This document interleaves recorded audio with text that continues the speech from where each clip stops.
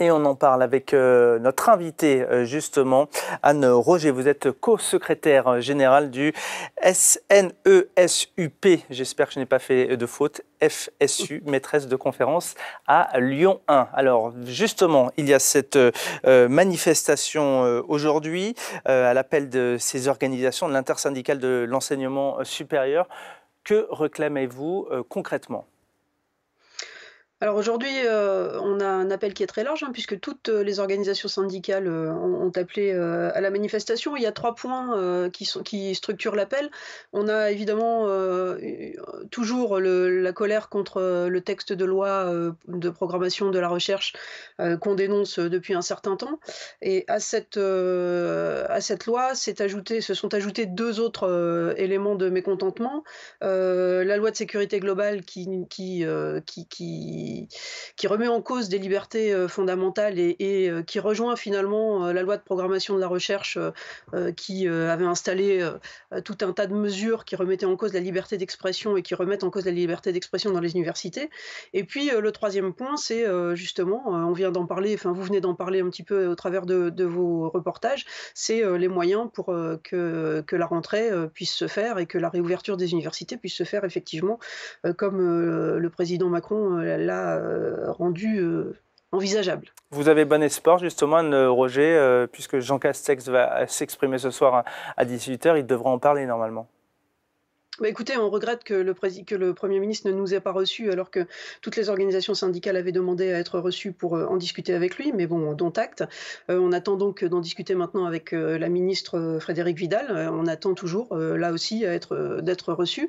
On a des propositions, on a bon espoir, mais il va falloir y travailler dès maintenant et envisager tout ce qu'il y a à faire pour qu'une rentrée soit possible, parce qu'il ne s'agit pas de juste décréter que ce sera possible. Il faut organiser les choses. On a entendu tout à l'heure tout un tas de collègues qui disaient que concrètement, pédagogiquement, ça nécessitait des choses à réorganiser. Eh bien, il faut s'y mettre dès maintenant et on aimerait bien pouvoir en discuter le plus rapidement possible avec notre ministre. Justement, quelles sont les principales difficultés de la mise en place de ce protocole sanitaire lorsque l'on connaît la géographie, en tout cas l'espace de ces très grands amphithéâtres où il est bien évidemment assez difficile de maintenir cette distance sociale?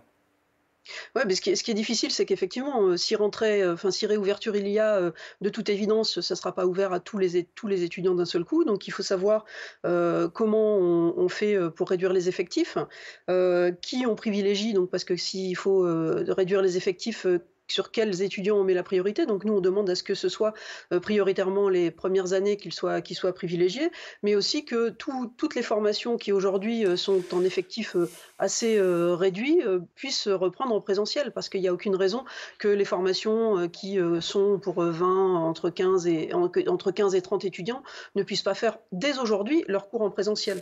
Donc il y a des choix à faire, il y a des travaux à faire pour les aérations des locaux, il y a à réaménager certaines salles pour que les distances puissent être respectées, il y a à coordonner des emplois du temps pour éviter que les étudiants se déplacent sur les campus trop souvent et qu'on puisse grouper les cours qui se feront en présentiel. Donc il y a tout un tas de choses à faire là maintenant et ça nécessite des moyens et la possibilité de se réunir pour travailler sur ces plans. Et c'est ce qu'on souhaiterait faire dès maintenant. Des moyens pour les universités, pour les professeurs, on l'a bien compris, également pour les étudiants. Vous les rencontrez, en tout cas vous gardez toujours ce contact avec eux. Il y a une montée de la pauvreté également pour beaucoup d'entre eux, puisqu'ils n'ont pas accès à des petits boulots, ce qui était le cas ces dernières années. Comment vous gérez ça au quotidien? Est-ce que vous avez justement des retours de ces étudiants qui sont en grande difficulté?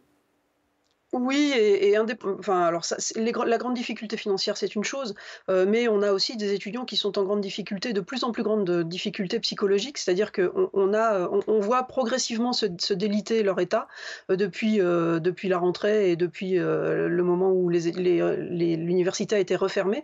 C'est-à-dire que les étudiants, on les trouve amorphes, ils sont au bout de l'écran, on les voit pas souvent physiquement parce que les caméras, dès lors qu'on les met, le flux est restreint, donc on voit leur nom. On pose des questions, il y a quasiment plus de réponses très maintenant, important en alors fait de qu'avant, vos étudiants. ça réussissait. Comment? Vous craignez finalement un grand décrochage des étudiants qui ne sont plus en présentiel?